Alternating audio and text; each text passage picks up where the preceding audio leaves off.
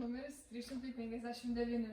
Trąšų poreikio dirvožemio nustatymas. Ukmergės Antanas Smetona gimnazija. Darbą atliko Evelina, Akvilė, Gustė ir Karina. Azoto, fosforo ir kalio elementai yra pagrindinės augalų maistinės medžiagos. Kai augalams trūksta azoto, augalai blogai auga, anksti nukrinta lapai, labai sumažėja derlius. Fosforo blogai auga ūgliai ir šaknys. Vėliau žydi, vėliau subręsta derlius, jis būna negausus. Kalio lapai gelsta, ant jų atsiranda nedaug dėmių, augalai neauga, derlius negausus. Tačiau tręšiama turi būti apgalvotai. Per didelis trąšų kiekis su lietaus vandeniu gali patekti į ežerus ir upes. Sukelti didelį vandens augalų suvešėjimą, sumažėti žuvų. Nitratų turinčios trąšos kartu su augalais patenka į žmogaus organizmą ir gali virsti nitratais, kurie pavojingi žmogaus sveikatai ir net gali sukelti vėžinius susirgimus. Dėl šių priežasčių ir nusprendėme paanalizuoti mūsų miestą ir jo apylinkių dirvožemius. Tuo pačiu nustatėme ir pH dydį.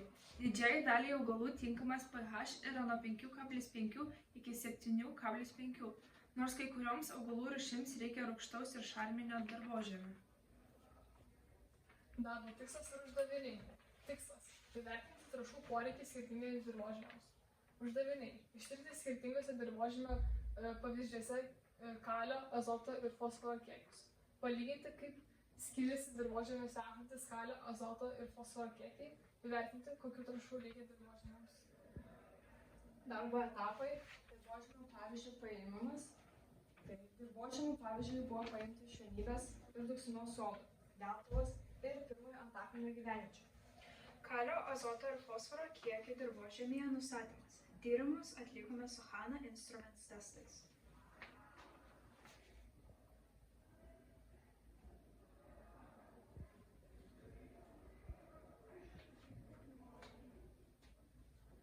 Rezultatai.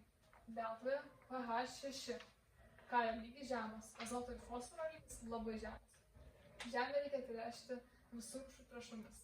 Vienybės sodai pH 7, azoto ir kalio lygis žemas. Šiai dirvai reikėtų azoto ir kalio trąšų.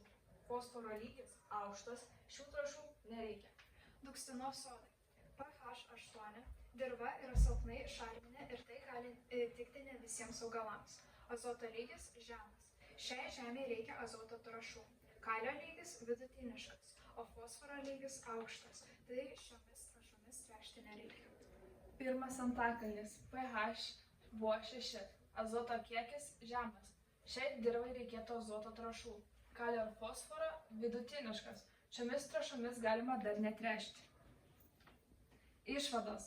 Ukmergės apylinkių dirvožemio pH augalams tinkamas. Azoto lygio vidurkis visur gana žemas, kalio ir fosforo kiekiai dirvožemiuose skirtingi. Ačiū už dėmesį.